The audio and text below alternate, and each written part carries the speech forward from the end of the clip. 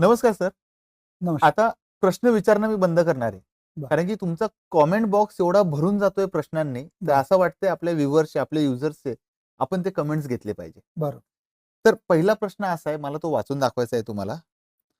तो असा आहे, की वारंवार हस्तमैथून केल्याने लैंगिक कार्यक्षमतेवर परिणाम होतो का? काय वाटतं तुम्हाला?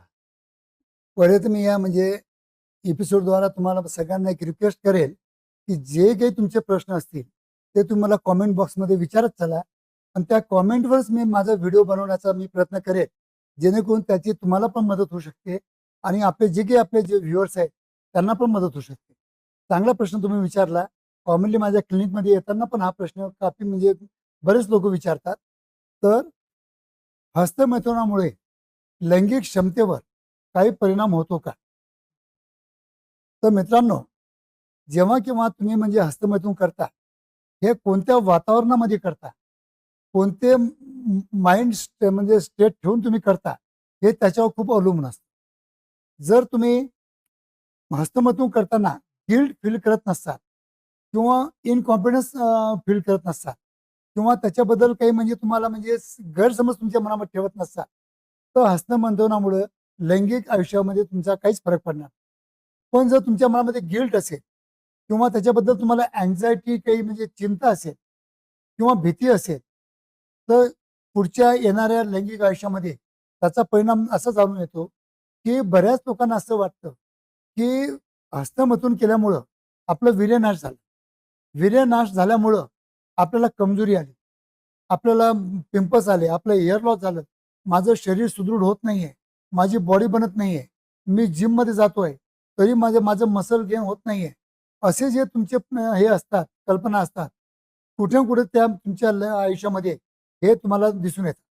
तर मित्रांनो, असं काही न बाळगता, तुम्ही असं काही विचार न करता, जर हस्तमैथुन तुम्ही चांगल्या स्वच्छ आणि स्वच्छ मनाने जर आनंद घेण्यासाठी आणि जेव्हा स्त्री भोग करण्यासाठी स्त्री किंवा पार्टनर उपलब्ध नसेल, तर तुम्हाला ऑर्गॅझम मिळण्यासाठी तुम्ही या हस्तमैथुन थेरपीचा खरोखर तुम्हाला सांगतो, की अँझायटी आणि डिप्रेशनसाठी सगळ्यात चांगलं औषध म्हणून याचा तुम्ही उपयोग करून घेऊ शकता.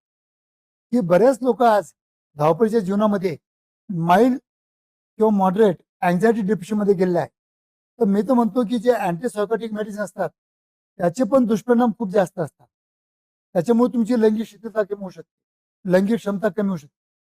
पण त्याच लोकांना असं एका स्टडीद्वारे असं आढळून आलेलं आहे, की यांच्याकडून जर रेग्युलर बेसिसवर चांगल्या वातावरणामध्ये फ्रेश माइंडनी, पॉझिटिव्ह थॉटनी यांच्याकडून जर हस्तमैथुन करून घेतलं, तर खरोखर that will be the best treatment for the anxiety and depression.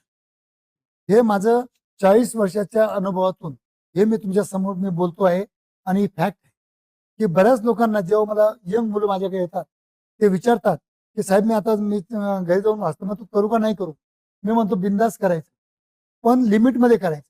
त्याचं ॲडिक्शन, त्याची सवय झाली नाही पाहिजे. जर सवय आणि ॲडिक्शन झाली, तर काही काही लोक माझ्याकडे असे पण येतात, की आपल्या बायकोच्या बाजूला झोपून सुद्धा आपलं शारीरिक सुख न घेता हस्तमैथुन करून आपलं ऑर्गॅझम करून घेतात. तर हे कशामुळे झालं? हे त्याला ॲडिक्शन झालं, सवय झाली. कारण की जी ग्रीप आपल्याला हाताने भेटते, तीच ग्रीप आपल्याला योनी मार्गामध्ये भेटेल असं नसतं. कारण इथलं वातावरण, इथलं टेम्परेचर सगळं वेगळं असतं आणि हाताचं टेम्परेचर आणि आपलं पेनिसचं टेम्परेचर वेगळं असतं. तर हे दोन आपलं दोन्ही ह्याच्यामध्ये फरक तुम्हाला जाणू शकतो. तर मित्रांनो, की जेव्हा केव्हा तुम्हाला हस्तमैथुन करायचं असेल, तर मी तुम्हाला ॲज अ क्लिनिकल सेक्सॉलॉजिस्ट म्हणून तुम्हाला एकच सांगेन, की it should be limited as per your wish, in the happy mood, without any thinking, without anxiety depression. Properly तुम्ही करत असाल आणि त्याची बरोबर प्रॉपर प्रॅक्टिस करत असाल, तर तुम्हाला कोणत्याही तुमच्या पुढच्या लैंगिक आयुष्यामध्ये त्याचे कोणतेही अडथळे येणार नाही किंवा तुम्हाला कमजोरी येणार नाही किंवा त्याच्यामुळे तुमची क्षमता कमी होणार नाही.